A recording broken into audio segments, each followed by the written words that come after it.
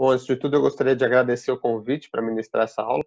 Hoje a gente vai conversar um pouquinho sobre a fabricação de órgãos e tecidos em laboratório. Meu nome é Gabriel Liguri, eu sou médico, doutor em cirurgia torácica e cardiovascular pela USP e pela University of Groningen, pesquisador do Instituto do Coração, editor associado do Brazilian Journal of Cardiovascular Surgery, faço parte da comunidade de líderes da Fundação Estudar, Forbes Under 30, e atualmente sou fundador e CEO da Tissue Labs, que é uma startup focada em engenharia de tecidos e fabricação de órgãos de laboratório. Bom, a história de tudo que a gente vai começar a conversar hoje é muito antiga. Na verdade, ela não começa recentemente, ela começa em 1954. E por quê? Porque essa foi a data do primeiro transplante realizado no mundo, né? O primeiro transplante de órgãos. E esse quadro que vocês veem aí na frente é um quadro que fica na Country Library, que é a biblioteca da Universidade de Harvard, né? Da Faculdade de Medicina da Universidade de Harvard. E esse quadro representa o primeiro transplante, no caso é um transplante de rim, realizado em inter vivos, né? Então vocês conseguem ver lá no fundo o receptor aguardando o órgão e aqui na frente o doador que está sendo retirado o rim que vai ser transplantado. Então, quando a gente fala de fabricação de órgãos e tecidos em laboratórios, a história começa, na verdade, a primeira vez que foi feito esse transplante. Alguns anos depois, em 1967, o professor Christian Barnard, que era um cirurgião cardíaco da África do Sul, realizou o primeiro transplante cardíaco do mundo. Isso também foi um acontecimento revolucionário, porque tocar o coração em si, por muito tempo, foi uma heresia, né? Foi visto com maus olhos pela comunidade médica. Depois começou-se a fazer cirurgia cardíaca, aí, né? Na década de 50, e em 67, muitos grupos já conheciam as técnicas de transplante cardíaco, mas sempre em modelos animais, né? Então, ninguém tinha tido coragem de realmente fazer esse transplante em humanos. Então, o pessoal nos Estados Unidos, inclusive onde o professor Barnard estudou, já fazia esses transplantes cardíacos entre cachorros, enfim, outros modelos animais, mas ninguém tinha, seja autorização, seja realmente risco, né, correr esse risco para fazer esses transplantes em humanos. E o professor Barnard voltou para a África do Sul e realizou lá esse primeiro transplante. E desde que ele fez isso, meio que a comunidade científica inteira dos cirurgiões cardíacos se sentiu autorizada, digamos assim, a realizar esse transplante também, e por isso que você vê uma série de outros transplantes cardíacos acontecendo logo em sequência. Inclusive, um dos primeiros deles aqui no Brasil. Aqui vocês veem o professor Zerbini, que foi o pai da cirurgia cardíaca brasileira, né? Atrás dele o professor Adib Jatene, o professor Dante Pazanese, e aqui do lado o professor Christian Barnard, que foi esse cirurgião cardíaco da África do Sul que realizou o primeiro transplante cardíaco do mundo. E apenas 5 meses depois, ou seja, em maio de 68, o professor Zerbini realizou o primeiro transplante cardíaco da América Latina e o quinto transplante cardíaco no mundo. Ou seja, o Brasil estava lado a lado realmente com os principais cirurgiões cardíacos, a comunidade científica, nesse rumo aos transplantes, né? Nessa história dos transplantes. E, enfim, a questão é que passaram-se mais de 50 anos, né? E se a gente for pensar nos transplantes, aquele transplante de rim que eu falei, aí mais de 60 anos, aí a gente continua tendo os mesmos problemas. E que problemas são esses? Basicamente dois, né? Então, o primeiro, número limitado de doadores, e esse provavelmente é o maior problema. Então, a gente não tem um número de doadores compatível com o número de pessoas que precisam desses órgãos, né? Então, fica um gap muito grande entre quem precisa e quem pode doar. E, além disso, mesmo depois da doação ocorrer, que ocorra de maneira ok, adequada e sem maiores problemas durante o período cirúrgico, existe a possibilidade de rejeição após o transplante, né? Então, essa rejeição pode ser tanto aguda, quanto pode ser também uma rejeição crônica, né? Então, o paciente às vezes fica com 10, 15 anos esse órgão transplantado, mas começa a desenvolver um tipo de rejeição crônica que afeta os vasos sanguíneos desse órgão, né? Então, começa a ter bloqueios nos vasos sanguíneos e faltar aí oxigênio e nutrientes para as células que estão na ponta desses órgãos. Então, essas são algumas maneiras de rejeição que pode acontecer. E quando a gente encara esses dois desafios e olha eles, como que eles impactam, né, na questão dos transplantes, a gente chega nesse gráfico aqui, né? Então, aqui para vocês terem uma ideia, é um gráfico americano, mas a situação no Brasil não é diferente, inclusive eu diria que é um pouquinho pior, em que você tem uma lista de pacientes crescente, de pacientes que precisam do transplante crescente, enquanto que o número de transplantes realizados se mantém quase que estável. Então, esse número mostra o quanto cada ano que passa aumenta o gap entre os pacientes que recebem realmente o transplante e os pacientes que acabam ficando na fila, às vezes morrendo na fila. Quando a gente fala de transplante cardíaco em si, para vocês terem uma ideia, no Brasil a gente atende menos de 1/4 da demanda de transplantes cardíacos. Ou seja, 75% das pessoas que precisam do transplante vão morrer na fila de espera sem receber o órgão. Isso é muito grave, né? A gente está falando uma parcela razoável de pessoas, não só de coração, né, mas pensando em todas os órgãos que precisam ser transplantados, principalmente rim, também é um órgão que é muito transplantado, muito requerido. E a gente atende uma parcela muito pequena desses pacientes, né? Então, dentro desse cenário, né, dentro dessas circunstâncias, desse contexto, surge uma nova área da medicina, que é a medicina regenerativa, né? E a medicina regenerativa, ela pode ser dividida em duas sub-áreas, né? A medicina regenerativa, o que é ela, né, antes de tudo? Ela é um ramo novo da medicina, então é um ramo que tem pouquíssimas décadas, inclusive não faz parte dos arsenais terapêuticos que os médicos têm disponíveis hoje para realizar atendimento de rotina, né? Então, você dificilmente vai encontrar uma instituição que faça isso, tanto pela novidade do tema, pelos desenvolvimentos que ainda são muito novos, quanto pela falta ainda de ensaios clínicos realmente suportando o uso dessas terapias. Mas isso é algo que a gente provavelmente vai ver nos próximos anos. Então, o que é a medicina regenerativa, né? É um processo da medicina, é um ramo da medicina relacionado ao processo de substituição e regeneração de órgãos ou tecidos, enfim. E isso pode ser feito de duas maneiras, como eu falei, né? A gente pode dividir a medicina regenerativa em terapia celular, isso é um pouco mais conhecido, é um pouco mais antigo, inclusive mais aplicado clinicamente. E o que é a terapia celular? Basicamente, você pega células-tronco, ou mesmo células não-tronco, mas pouco diferenciadas, cada tipo de terapia utiliza um tipo de célula diferente, e utilizando essas células, você injeta no órgão que está lesionado, digamos o coração, e você espera que essas células ou secretem fatores de crescimento que vão levar à regeneração desse órgão, ou que essas próprias células se diferenciem no tecido do órgão para ajudar a reestruturar, regenerar aquele tecido. Bom, isso funciona para algumas coisas, mas não funciona para todas. A gente tem visto aí, a ciência tem visto que a terapia celular, ela tem algumas aplicações, mas muitas vezes limitada, né? Então, as células muitas vezes por si só não são capazes de regenerar o tecido, o órgão. E aí tem uma segunda área da medicina regenerativa, que é o que a gente vai conversar hoje, que é a engenharia de tecidos, ou seja, fabricar esse tecido fora do órgão, do corpo e transplantar de volta para o paciente.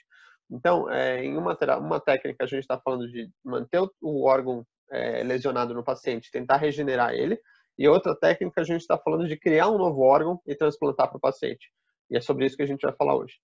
Então, o que é engenharia de tecidos, né? Então, basicamente, esse é o processo que envolve engenharia de tecidos. A gente tem que primeiro coletar células dos pacientes, né? Por quê? Porque quando a gente fala de engenharia de tecidos, qual que é o grande, né, lance por trás disso?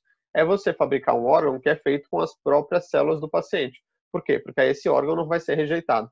Se eu pegar um órgão de um paciente qualquer, de um doador qualquer e transplantar para um receptor, ele vai ser rejeitado exatamente porque ele tem algumas proteínas de superfície nas células que vão mostrar para esse receptor que aquele órgão não pertence a ele.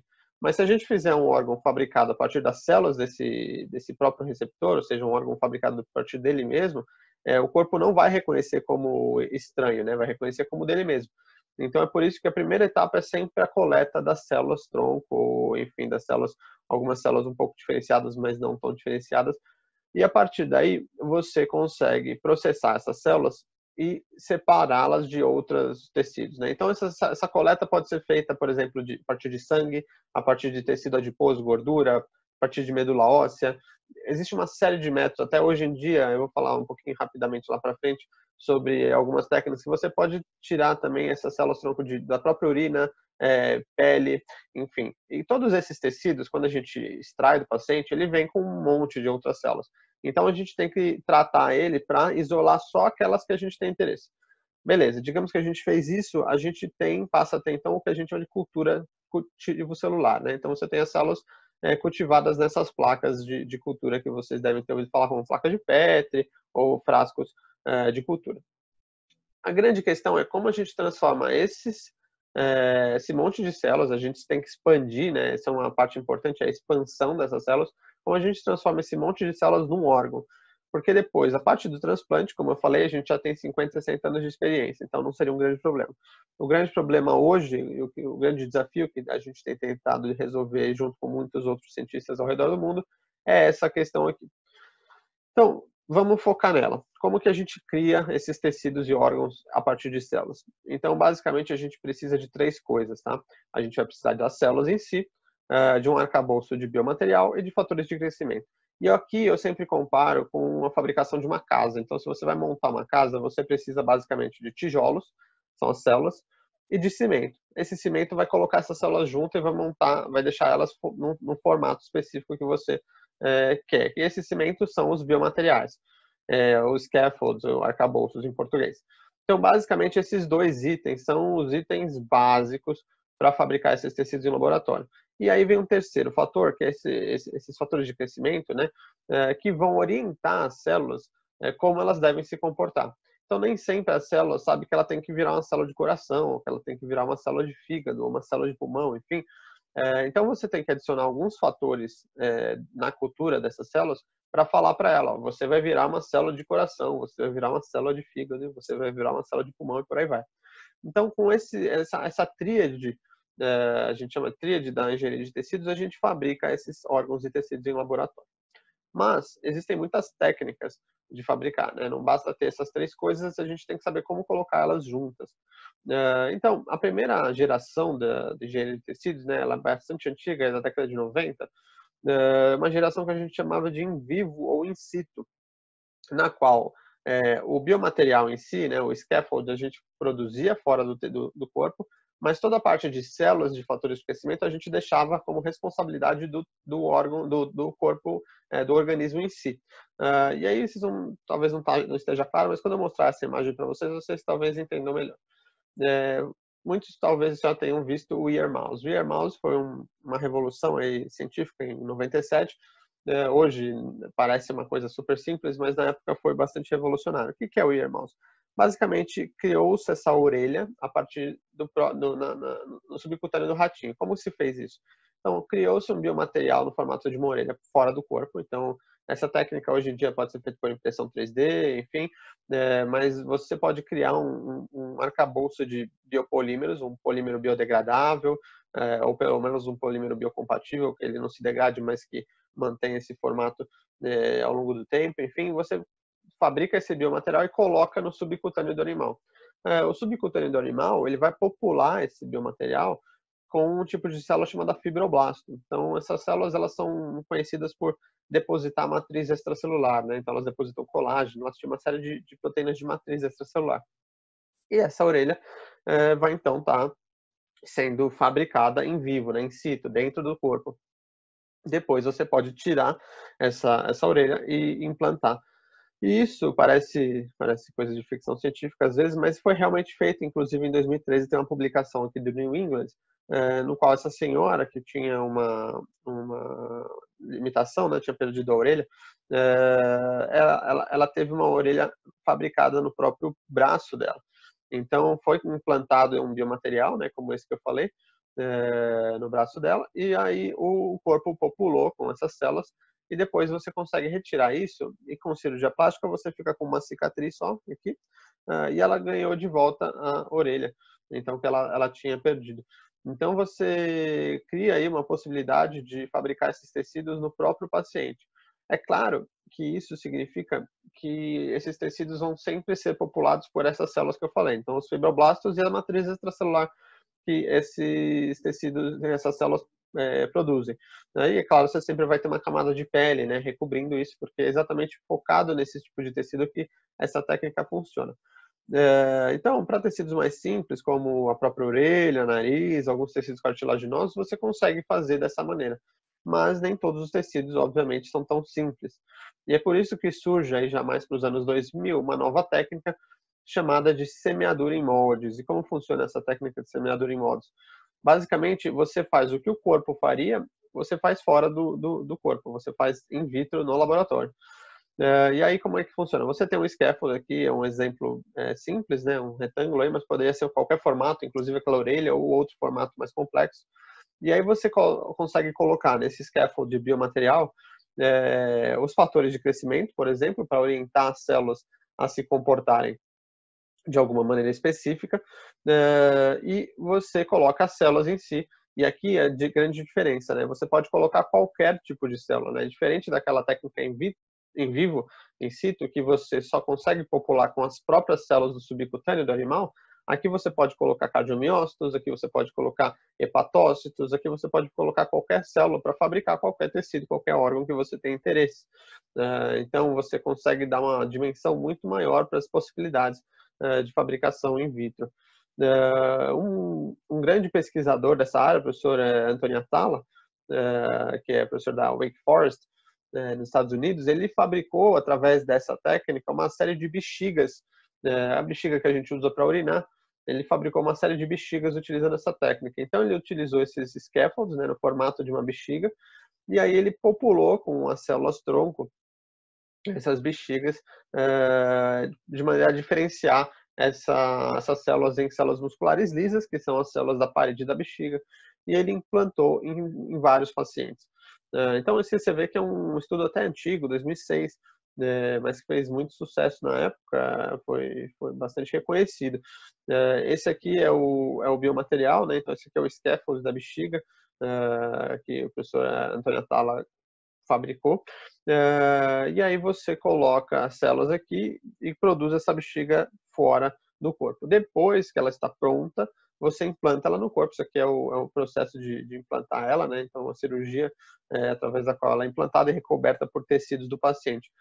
Esse gráfico aqui mostra para vocês como que era o controle do fluxo urinário antes e depois desse implante, né? Então, você vê que retorna o controle normal do fluxo urinário e é super difícil comparar, né? Você falar qual que é a bexiga real, qual que é a bexiga fabricada em laboratório, porque elas são muito parecidas realmente. Então, esse é um exemplo da aplicação da técnica de scaffold seeding, né?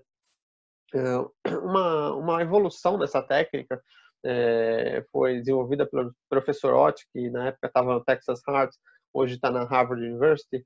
Ele desenvolveu uma técnica chamada descelularização, né? Então, como que funciona isso? Então, talvez vocês já tenham ouvido falar. É uma técnica que ele pegou um coração de ratinho e ele lavou esse coração, ele colocou nas coronárias do coração, né, um fluxo de detergente, basicamente. Então, vai passando o detergente vários dias, e aí as células vão saindo, conforme vai passando o detergente, as células vão indo embora. E aí vai ficando só o arcabouço do coração, matriz extracelular. Ou seja, por que ele fez isso? Ele falou, bom, eu vou fazer um órgão complexo, eu quero fazer um coração. Então, a melhor maneira de fazer um órgão complexo é usar o próprio arcabouço que a natureza construiu, né? Em vez de fazer um arcabouço novo, como o professor Antônio Atala fazia para as bexigas, vamos usar um arcabouço que a natureza já deu para a gente.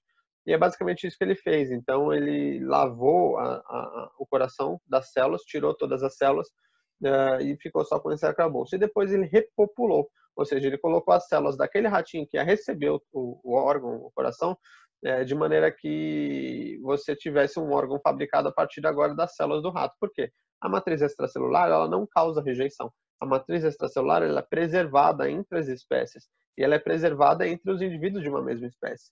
Então, a minha matriz extracelular é igual a de vocês. As minhas células não.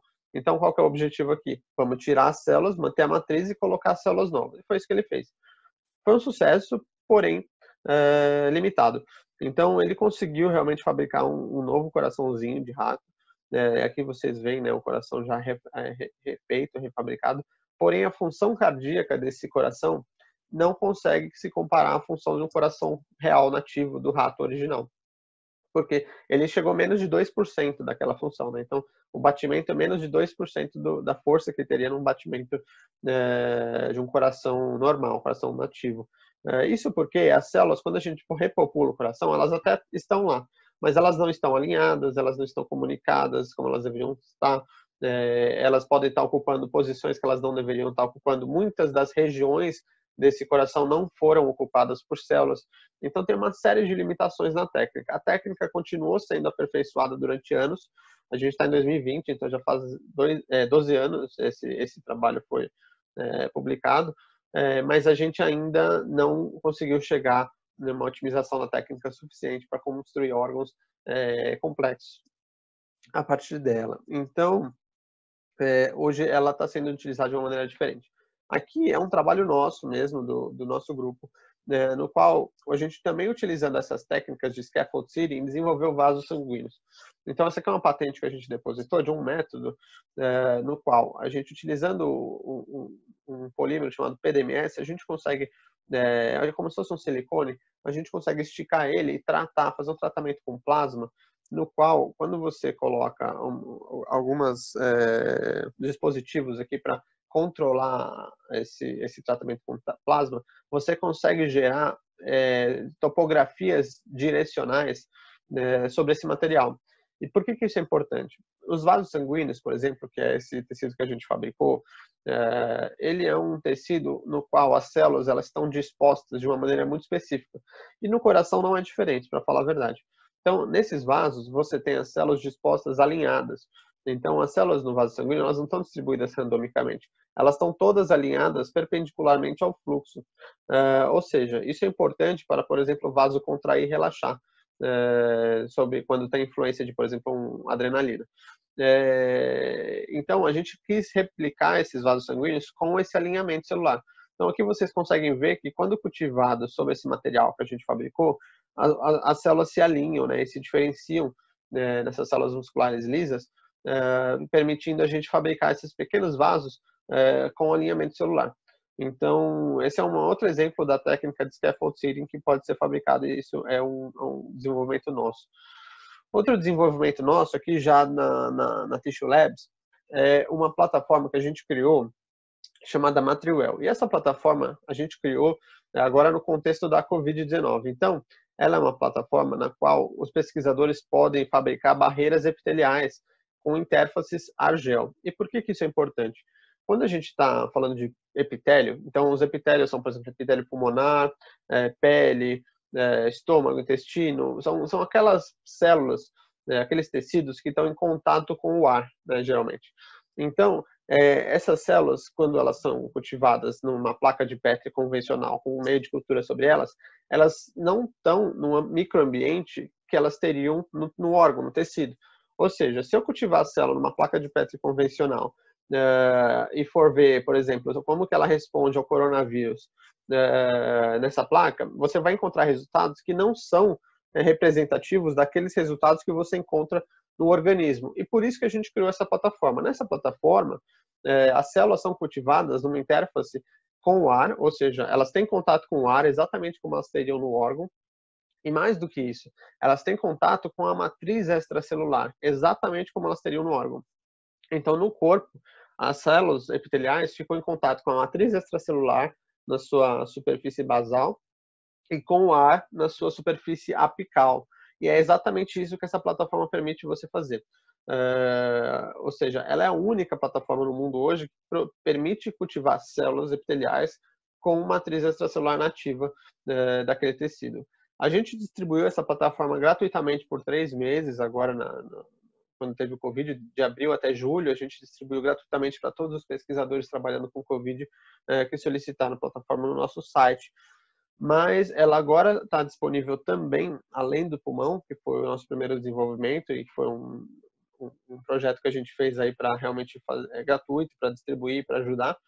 Agora a gente transformou essa plataforma numa plataforma que permite não só desenvolver tecido epitelial pulmonar, mas também tecido de pele, estômago, intestino e cólon. Então são diversos tecidos que podem ser epiteliais, que podem ser fabricados também utilizando aquela técnica de scaffold seeding, ou seja, de colocar as células no topo do material, e já nessa plataforma aí que é mais mimética do corpo do que qualquer outra. Isso aqui é um esquema para vocês entenderem como funciona a plataforma, né? Então, isso aqui é a cultura 2D convencional. Então, você tem as células e você tem meio de cultura em cima das células. E aí, significa que as células não têm contato com o ar, ficam em contato com o plástico, que é uma superfície dura, totalmente diferente do nosso tecido, que é mole. E aí, criou-se, algumas décadas, o chamado cultura ar líquido, né? E essa cultura ar líquido, basicamente, ela tenta colocar as células em contato com o ar, então ela cria uma membrana de policarbonato e coloca as células em contato com o ar. Ela já é muito melhor do que a cultura 2D, mas ela continua colocando as células em uma superfície sintética, não mimética do corpo, ou seja, numa superfície de policarbonato, que é um material sintético, e também muito diferente da matriz extracelular. O que a gente criou foi essa plataforma na qual as células ficam em contato diretamente com a matriz extracelular e com o ar. Então, é muito mais representativo do organismo. Então, isso a gente chama de cultura ar-gel, né? Então, é um novo método de fabricação de tecidos. Enfim, a gente estava falando até agora de tecidos mais simples, né? Vocês devem ter notado que os tecidos que a gente realmente conseguiu fabricar, então as bexigas, os tecidos epiteliais, são tecidos geralmente mais bidimensionais do que qualquer. Eles não são exatamente bidimensionais, porque todo tecido é tridimensional, mas eles têm uma estrutura quase que bidimensional. Mas quando a gente está falando de tecidos complexos, órgãos complexos, existe aquela brincadeira, né? Toda solução complexa tem uma resposta simples, rápida e errada. E é exatamente isso que a gente acredita. Então, tecidos complexos requerem soluções complexas. E quando a gente está falando de tecidos complexos, por exemplo, o próprio tecido cardíaco, a gente está falando de tecidos com múltiplos tipos celulares, com uma organização realmente tridimensional, um tecido que exige vascularização, muitas vezes inervação, tem tecidos acessórios. O coração, por exemplo, além do tecido miocárdico mesmo, do músculo, a gente está falando de um tecido que tem vasos sanguíneos de grande porte, de grande calibre, a gente está falando de um tecido que tem válvula, a gente está falando de um tecido que tem inervação, a gente está falando de um tecido que é bastante complexo. Então, nesse contexto, mais agora recentemente, dos anos 2010, surge uma nova técnica chamada bioimpressão.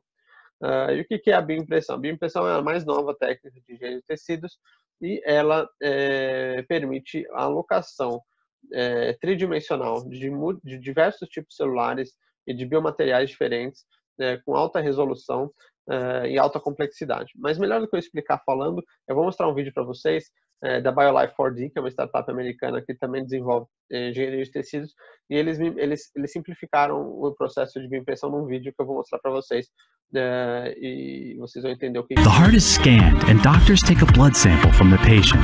The blood cells from the sample are re-engineered, causing them to convert to induced pluripotent stem cells, or IPS.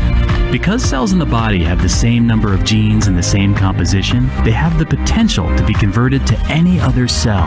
So, through a process called differentiation, these IPS cells are converted again to heart cells. The heart cells are then mixed with nutrients and growth material to keep them alive, and this creates the BioInk for the printer. The BioInk is loaded into a 3D bioprinter, a highly specialized 3D printer designed to protect the cells during the printing process. The organ is printed one layer at a time using measurements from the MRI. Since the cells aren't fused together yet, a support scaffolding is printed with each layer to hold them in place. When the process is complete, the heart is moved to a bioreactor, which mimics conditions inside a human body. The cells self-organize and fuse into networks of living tissue and begin to beat in unison, and the scaffolding is dissolved, leaving an entirely new, viable, living human heart, guided by the MRI and printed from the cells of a patient. The heart is scanned and geralmente, quando eu mostro esse vídeo, a reação que a gente tem das pessoas é essa daqui. Então, a verdade é que a gente está um pouco longe de conseguir fazer isso que é mostrado no vídeo, né? Então, não é tão simples assim como parece. A técnica por trás da bioimpressão é exatamente essa, mas a gente tem uma série de desafios ainda para serem superados antes que a gente chegue lá. Então, alguns desafios se relacionam a, por exemplo, equipamentos. Então, bioimpressoras de alta resolução, que mantêm a viabilidade celular alta, que conseguem tratar diversos tecidos e biomateriais diferentes ao mesmo tempo. Os biomateriais em si, esse na verdade é o problema número um. Então, biomateriais que possam ser impressos, mas que também as células gostem, que não sofram um grande shear stress, por exemplo, durante o processo de extrusão. E também outro ponto fundamental são as próprias células-tronco, né? Então, a gente está falando aqui de uma categoria que embarca muitos outros tipos de células. Então, células-tronco podem ser, por exemplo, células mesenquimais, que são células estromais adultas, são um tipo de célula-tronco que você pode extrair de alguns tecidos, por exemplo, tecido adiposo, medula óssea, no qual, a partir do qual você pode fabricar alguns tecidos, então, por exemplo, tecido ósseo, tecido cartilaginoso, musculatura lisa, mas você não consegue fabricar todos os tecidos. E tem outro tipo de célula, que são as células tronco pluripotente induzidas, que são um tipo de uma célula embrionária, mas fabricada a partir de células adultas, e essas células, sim, podem se transformar em qualquer tipo de tecido. O problema é que a gente não sabe o quão segura essas células são. Os primeiros trials em humanos estão começando a acontecer agora no Japão. Essas células, elas, como são células embrionárias, sempre existe um risco delas se transformarem num câncer, por exemplo. Então, esse balanço aí, todos esses fatores, né, equipamentos, biomateriais, células-tronco e outras coisas, precisa ser muito bem desenvolvido e colocado tudo em harmonia junto para a gente consiga chegar no nível de bioimpressão que foi mostrado nesse vídeo, né? E nesse sentido, eu gosto sempre de mostrar esse gráfico da Hype Cycle, né? A Hype Cycle, vocês talvez já tenham ouvido falar desse ciclo, mas ele é um gráfico que mostra como que uma tecnologia surge, ela leva a grandes expectativas, essas expectativas geralmente são quebradas e só uma parte delas realmente chega no mercado. E eu acho que a bioimpressão está nessa ascendência aqui, né? Então você vê cada vez mais notícias de tecidos impressos, enfim, quando na verdade a gente está ainda muito no começo da tecnologia. Esse gráfico era de 2018, eu diria que a bioimpressão já está mais para perto do pico daqui a pouco, e a gente vai ter algumas decepções com certeza, né, ver que a gente não consegue fabricar tudo utilizando essa técnica, mas eu acho que muitas coisas sim poderão ser feitas e a gente vai conseguir ter tecidos fabricados por bioimpressão sendo disponibilizados para aplicação médica. Quando a gente fala de bioimpressão, né, na verdade a gente está falando de técnicas, múltiplos tipos de técnicas, desculpa. O primeiro tipo que surgiu, na verdade, é esse aqui, né, o que é a bioimpressão por jato de tinta, né. Então essa bioimpressão por jato de tinta, como ela funciona? Ela foi criada, foi a primeira tipo de bioimpressão criada por um cientista que, com certeza, maluco, que falou: o que acontece se a gente colocar células dentro do meu cartucho da impressora HP que eu tenho aqui no laboratório? Foi basicamente isso que ele fez. Então ele pegou as células, colocou dentro do cartucho de tinta da HP dele lá. Era um tipo de célula que brilhava verde, então ele conseguia identificar essas células quando elas estavam impressas, e ele imprimiu num papel as células e mostrou que era possível imprimir essas células no papel. E aí o segundo pensamento foi: bom, e se a gente fizer isso em várias dimensões, né? Aliás, na terceira dimensão? Então a gente imprimiu no papel, que são 2 dimensões, e se a gente fizer um stacking, né? Fazer uma impressão em cima da outra? E daí surge o conceito de bioimpressão. Então a bioimpressão, embora tenha surgido com essa técnica, ela tem sido abandonada, essa técnica, porque ela é relativamente não tão barata quanto a técnica de extrusão, que vocês vão ver que é a técnica mais utilizada. Ela é uma técnica que demora muito, ela é uma técnica que as biotintas têm que ser elas são pouco viscosas, né, muito mais líquidas, então é muito difícil você conseguir manter uma estrutura realmente tridimensional. É uma técnica lenta, então tem uma série de problemas com a técnica. Embora ela tenha sido a primeira a surgir, ela não é a técnica de escolha hoje, né? Um outro tipo parecido de técnica é baseado em laser. Então funciona muito próximo da jato de tinta aqui, né? Só que o método de gotejar essa biotinta com as células é através de um laser. Então você tem um laser que gera uma pequena ebulição no meio em que as células estão colocadas, e essa pequena ebulição ela vai cuspir as células dentro do arcabouço que você tiver aqui embaixo para receber essas células. Então, funciona da mesma maneira, a resolução é altíssima, né? Então, você consegue ter uma resolução menor do que o tamanho da própria célula, porém, mesmos problemas, né? Então, lento, caro, você não consegue desenvolver biotintas muito viscosas que são necessárias para manter uma estrutura tridimensional adequada, e por isso que essa técnica do meio aqui, a extrusão, foi a técnica que ganhou o mercado e hoje você encontra em todos os laboratórios que trabalham com bioimpressão, 99% deles vão estar trabalhando com essa técnica aqui.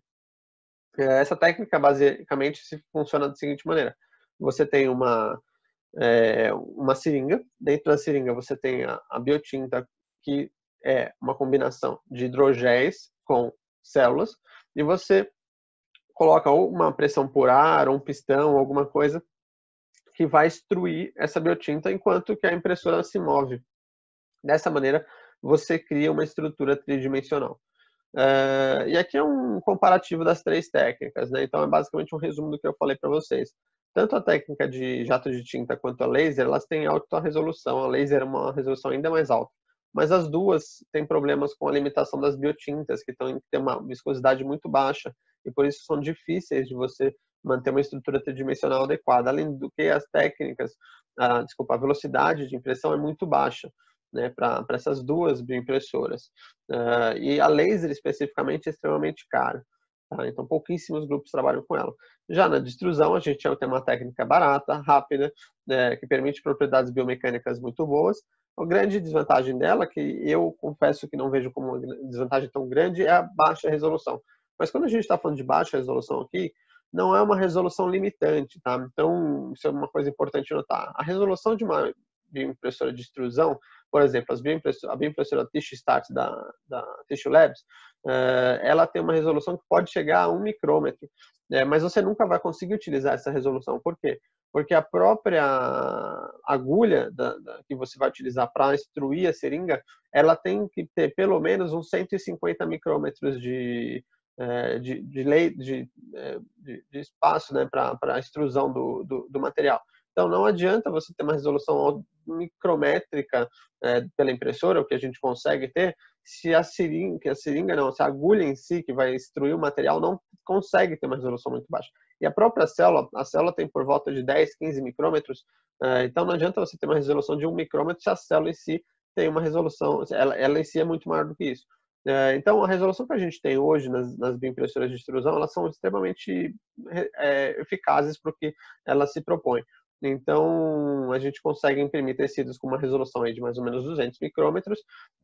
Dentro desses 200 micrômetros, você pode imaginar que você tenha mais ou menos 10, 20 células no máximo.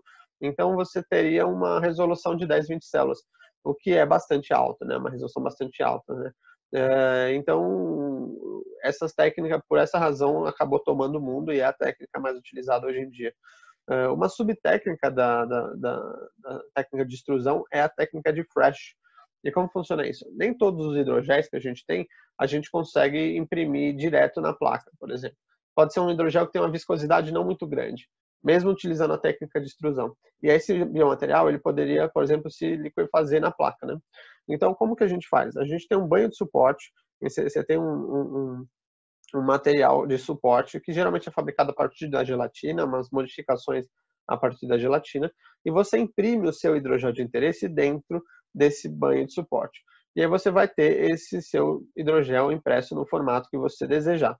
Qual que é a grande sacada aqui? A grande sacada é que esse hidrogel de suporte, ele derrete, ele se liquefaz quando você aquece a 37 graus, que é aquela temperatura da incubadora de células. E o seu hidrogel de dentro, de duas uma, ou ele tem que se solidificar a 37, ou seja, tem que ser um gel que solidifica quando aquece, ou você tem que reticular ele antes de colocar na incubadora, para quando o gel de fora derreter, você ter o gel de dentro intacto. Essa reticulação pode ser feita por luz, pode ser feita quimicamente, mas você tem que fazer uma reticulação antes de esquentar esse hidrogel. De qualquer maneira, quando você aquece ele, você consegue soltar esse tecido que você fabricou do tecido do banho de suporte. E aí você tem o tecido em si. Só que a bioimpressão, é uma coisa importante de se notar, não é uma técnica 3D, ela é uma técnica 4D. Então, além do processo de pré-impressão, ou seja, aquele processo que você vai fabricar a imagem, né, o desenho tridimensional, fazer o fatiamento e deixar isso pronto para a impressora ler e imprimir, tem o processo de impressão em si, né, que você tem que focar nas células, os biomateriais, enfim, mas tem um pós-impressão muito importante, né? Por quê? Porque esses tecidos, quando eles acabam de ser impressos, eles não estão maduros. Eles precisam ser maturados, né? Eles precisam ser estimulados para exercer aquela função do tecido em si, né? Se você imprime um vasinho, por exemplo, por bioimpressão, quando termina, as células não estão dispostas alinhadamente, esse vaso não tem muita matriz extracelular, então você tem que criar, maturar esse vaso fora da bioimpressora, depois de bioimprimir. E aqui eu vou mostrar para vocês alguns vídeos de alguns bioreatores que fazem isso, né? Então a gente utiliza para essa maturação o que a gente chama de bioreatores. Isso aqui é um bioreator para válvulas, tá? Então, por exemplo, depois que você imprimiu, você teria que colocar num bioreator desse para estimular a válvula a abrir e fechar, como ela faria, aqui vocês conseguem ver ela abrindo e fechando, como ela faria no tecido, no corpo humano. Quando você estimula esse movimento, você deposita a matriz na posição correta para que quando você implantar essas válvulas do paciente, ela não sofra e não rompa e não, enfim, não deixe de exercer a função dela.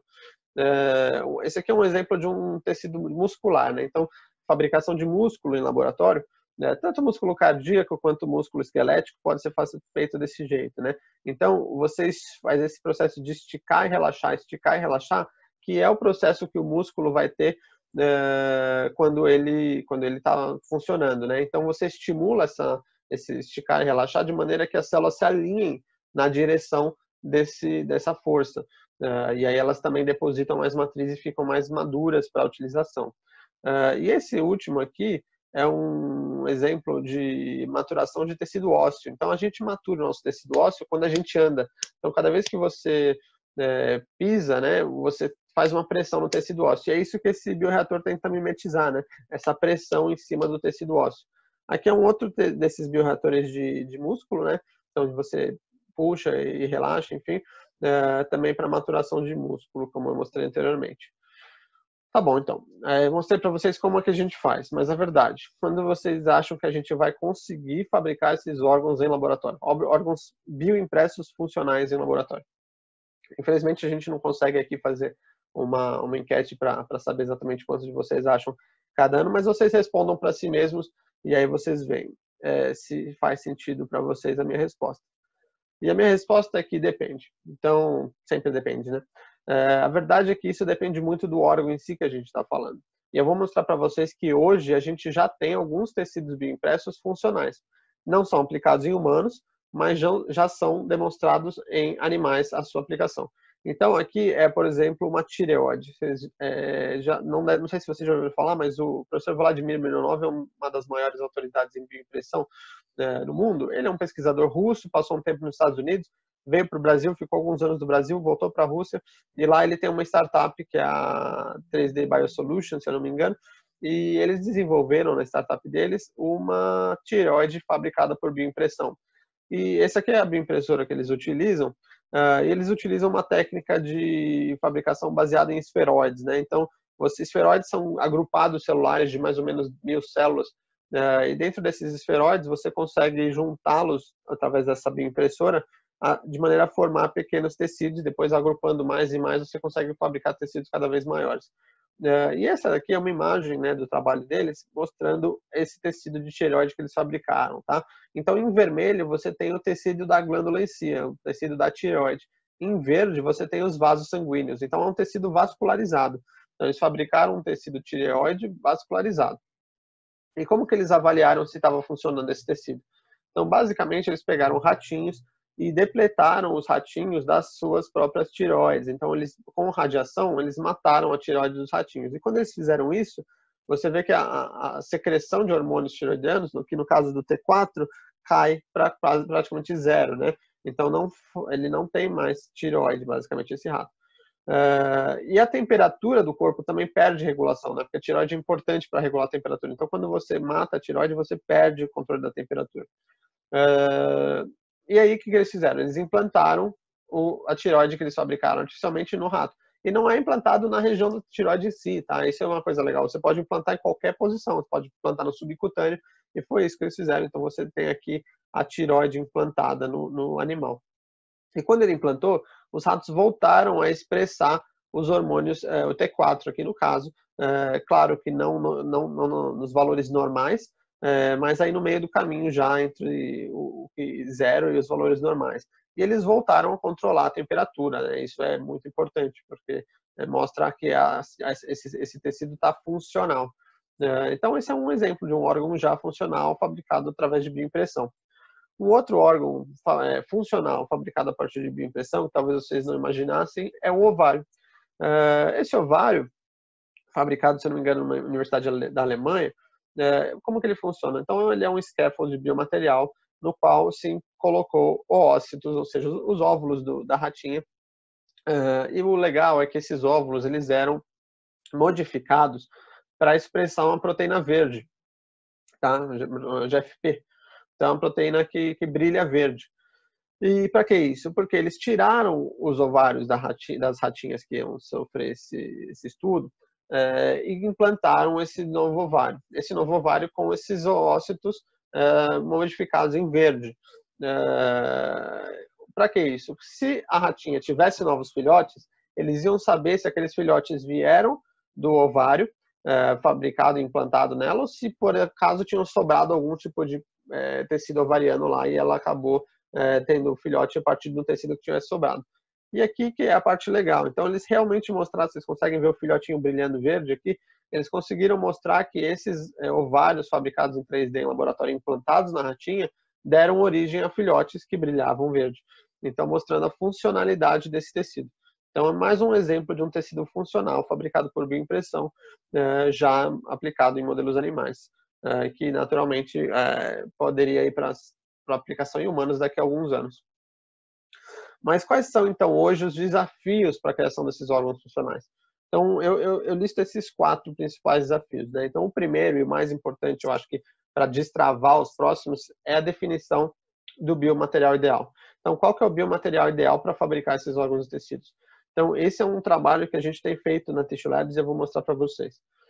Mas, além disso, a gente precisa entender quais são as células que podem ser utilizadas com segurança, né? Então, será que a gente só consegue usar células tronco-adultas ou podemos usar as iPS? Enfim, essa é uma coisa que tem que ser estudada também. A criação de tecidos subespecializados. Então, quando a gente está falando, por exemplo, do coração, como é que a gente vai fabricar um coração com vários tecidos? Então, você tem tecido vascular, você tem tecido inervação, você tem válvula, você tem um vaso. Então, colocar tudo isso junto, que não é só no coração, todos os órgãos têm múltiplos tecidos, né? No fígado você vai encontrar também, no rim. O rim é um tecido super complexo. Então, isso é um grande desafio também. E outro desafio fundamental é a microvascularização, né? Então, não só conseguir fabricar a microvascularização, mas conseguir conectar essa microvascularização numa circulação de grande porte do próprio organismo, né? Então, não adianta ter vasos lá que não se conectam a lugar nenhum, você tem que ter um vaso que se conecte, então, ao sistema cardiovascular. Bom, vamos voltar, então, ao primeiro desafio, que é a definição do biomaterial ideal para a fabricação desses órgãos e tecidos. A gente precisa equilibrar as propriedades mecânicas e as propriedades biológicas desses biomateriais. Ou seja, tem que ser um biomaterial fácil de imprimir, que a impressora consiga lidar com ele, mas, ao mesmo tempo, tem que ser um biomaterial que as células gostem, né? Que elas possam proliferar, se diferenciar, expandir. E esse é o grande desafio que a gente tem trabalhado, né? Então, geralmente, quando você tem um material muito bom de imprimir, as células costumam não gostar. Eles são materiais mais rígidos, enfim. Já quando as células costumam gostar, geralmente são materiais mais moles, com uma viscosidade mais baixa, que são muito difíceis de imprimir. Então, o desafio hoje é passar dessas biotintas que são no meio termo ali, né? Que as células gostam mais ou menos e que é mais ou menos fácil de imprimir, que é muito utilizado, para uma biotinta avançada na qual as células se proliferem, se diferenciem, elas gostem de ficar lá e que seja fácil e bom de imprimir. E é nisso que a gente tem trabalhado. E é a partir disso que surgiu a Tissue Labs. A Tissue Labs foi uma spin-off do meu projeto de doutorado, e o nosso primeiro desenvolvimento foi exatamente nesses biomateriais. Hoje, a Tissue Labs ela entrega ao pesquisador basicamente uma plataforma para a criação de cultivo celular tridimensional em microambientes tecidos específicos, eu vou falar um pouco mais sobre isso, de maneira a permitir a fabricação de tecidos humanos em laboratório. Então, não só a gente faz isso na própria empresa, como a gente permite que muitos outros pesquisadores também desenvolvam essas pesquisas, tá? Então, por exemplo, como eu estava falando anteriormente dos biomateriais, o MatrixPEC foi nosso primeiro produto dentro da Tissue Labs, né? Então, o MatrixPEC ele é um hidrogel baseado em matriz extracelular. E por que isso é importante, né? Porque ele é um hidrogel, a partir disso, né? Ele é um hidrogel tecido específico, ou seja, ele é um hidrogel que ele é específico para cada um dos tecidos que a gente quer imprimir. Ou seja, por exemplo, se você tem coração e você quer imprimir coração, a gente tem um hidrogel que tem todas as proteínas do coração. Se você quer imprimir o fígado, a gente tem um hidrogel que tem todas as proteínas do fígado. Se você precisa imprimir o pulmão, a gente tem um hidrogel com todas as proteínas do pulmão. E por aí vai. Hoje a gente oferece esses hidrogéis para diferentes tecidos. E esses hidrogéis a gente demonstrou que direcionam o comportamento celular, de maneira tanto em relação à diferenciação como à expressão de alguns fatores. Então, dessa maneira, você consegue indicar para a célula, sem, às vezes, a necessidade de um fator de crescimento para estimular a diferenciação, só com as próprias proteínas da matriz que estão presentes nesses hidrogéis, que a célula tem que virar aquele tecido. Então, ela sabendo que ela está num microambiente cardiovascular, ela tende a se tornar uma célula do tecido cardíaco e por aí vai. E a gente também demonstrou que esses hidrogéis suportam a fabricação de redes microvasculares, que são muito importantes para fazer aquela comunicação, né, com o sistema cardiovascular do paciente ou do animal que vai receber esses implantes, de maneira a permitir a entrega de oxigênio e nutrientes para essas células. Como que funciona, né? Então, esse aqui é o MatrixPEC, esse aqui ainda é uma embalagem antiga dele, mas hoje tem umas embalagens mais modernas, mas basicamente funciona da mesma maneira, né? Você tem um hidrogel baseado nessas matrizes extracelulares, em temperatura ambiente, ele é líquido. Quando aquece a 37 graus, ele solidifica e gera esses poros nos quais as células podem adentrar, se proliferar e diferenciar. E qual que é a grande aplicação, né? Então, vocês talvez lembrem que eu falei para vocês no comecinho sobre a técnica de Fresh, aquela que você imprime um gel dentro do outro, né? Um gel de suporte, e você imprime um gel dentro desse gel de suporte. É basicamente essa a principal aplicação dos hidrogéis da MatrixPEC. Então, você tem esse pré-gel líquido que você imprime dentro daquele banho de suporte baseado em gelatina. E quando você aquece a 37 graus, o nosso hidrogel fica sólido e o hidrogel de suporte se liquefaz e você consegue separar os tecidos. Hoje a gente oferece esses hidrogéis para uma série de diferentes tecidos, né, mais de 15, e então praticamente todos os pesquisadores trabalhando em qualquer área do conhecimento, né, na área da saúde, conseguem acessar os nossos biomateriais e ter acesso a essa tecnologia única que a gente desenvolveu. Eu vou mostrar para vocês um videozinho da gente imprimindo um coraçãozinho nessa técnica.